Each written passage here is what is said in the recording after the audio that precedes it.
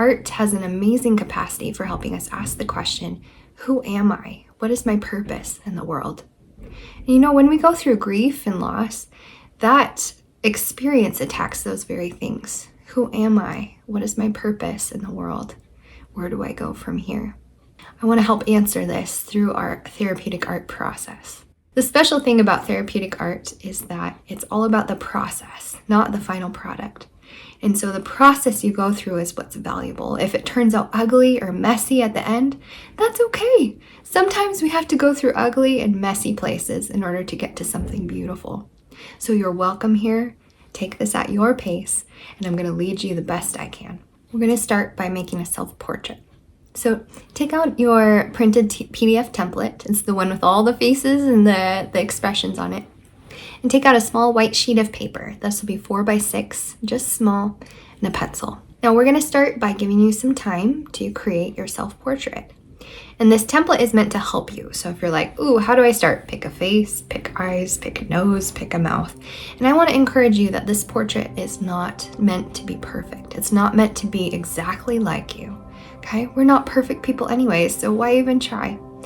All you're meant to do is create a portrait of yourself. It can be symbolic if you would like to do something different with your face, use squiggles and spirals, that's all right. It can also be representative and try your best to make it look like you. We're going to take 7 minutes to do this, so follow the timer on the screen in front of you and I'll call you back when we're ready.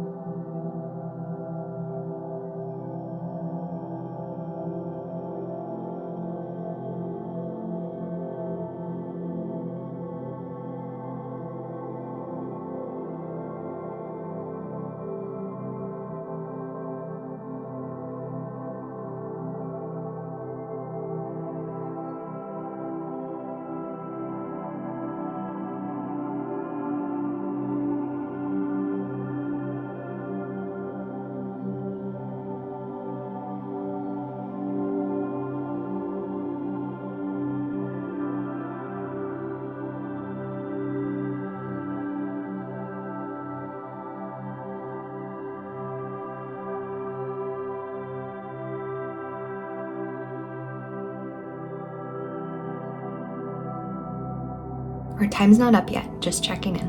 You have 3.5 minutes left. You can do this. Finish up your portrait and add some color if you'd like, using the materials in front of you.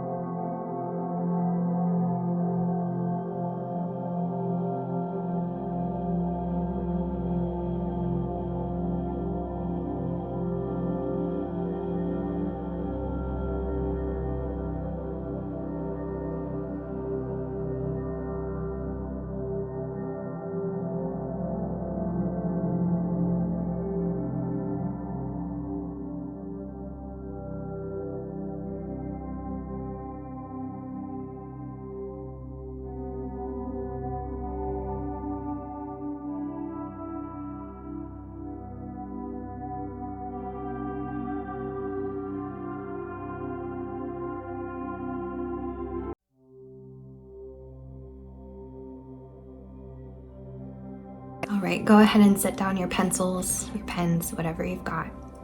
Now, don't panic if you didn't get to finish. I didn't want you to invest too much time in this because we have something next to do. This is my finished portrait here. And look. Ouch. I'm gonna have you rip up your pieces. But before you do, take a minute to listen here. Life gives us so many wounds and scars, doesn't it? If you look at your piece once you've ripped it up, you might be like, oh my gosh, of course I'm hurting. If I'm looking like this, that's what's going on. This is the state of our hearts when we experience brokenness to the level like you have. Maybe you're kind of excited about ripping up your piece. Maybe you didn't like it anyways. You want to start over, you want something new. Whatever you're feeling, pay attention to those emotions as you rip up your piece. If you can, keep your pieces in a generally same spot so that you can reassemble them later. So don't toss them all over the floor.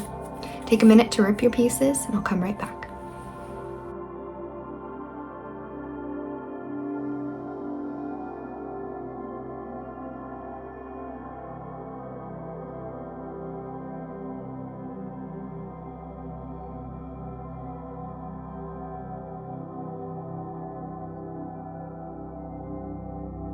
After you experience loss, you might find yourself feeling devastatingly broken, just like this. Like, how in the world can I move on when I'm in pieces?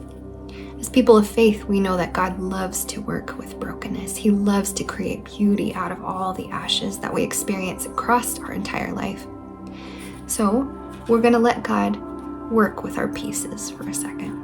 Take out your 5x7 piece of glitter paper and just look at it, how beautiful it is. Let it sparkle in the light. It's not God's will to leave you in pieces. Have you ever heard of the Japanese practice called KINTSUGI? It's a Japanese art of repairing broken pottery with gold. The result is even more strong and more beautiful. Even though that crack is emphasized, it retains its beauty and even encounters or becomes something even more beautiful. That's what God does with our brokenness, isn't it? Imagine the value of that piece soaring after it's experienced brokenness and transformation like that. Go ahead and take out your glue stick. We're going to glue these pieces back onto the gold. We're going to glue it with spacing. So start like this, and then give a little space before the next piece so that you can see the gold peeking through those broken pieces.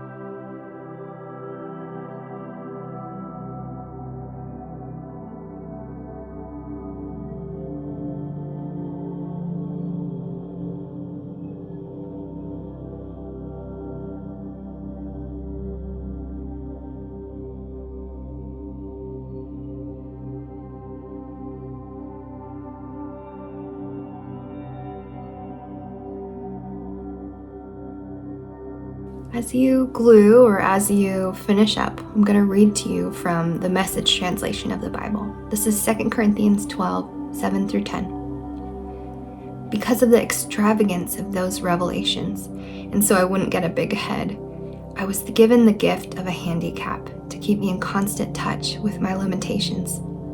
Satan's angel did his best to get me down. What he in fact did was push me to my knees. No danger then of walking around high and mighty. At first I didn't think of it as a gift and begged God to remove it. 3 times I did that. And then he told me, my grace is enough. It's all you need. My strength comes into its own in your weakness. Once I heard that, I was glad to let it happen. I quit focusing on the handicap and began appreciating the gift. It was a case of Christ's strength moving in on my weakness.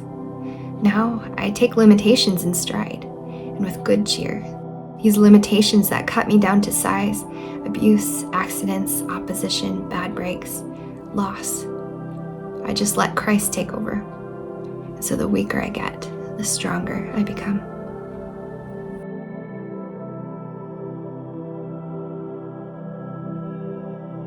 Here's my finished piece. I noticed that when I put it together, the pieces didn't all fit together perfectly because of how I tore it and how the paper tore. But I feel like that's kind of significant. When we pick up the pieces after something devastating like loss, the pieces don't fit together like they did before, do they? But I don't think God really cares. The beauty is in the transformation that happens, the gold that's shining through. As you look at your piece, I want you to see the gold shining through more than the brokenness. God can use any vessel he chooses. I think he's going to have some fun with yours.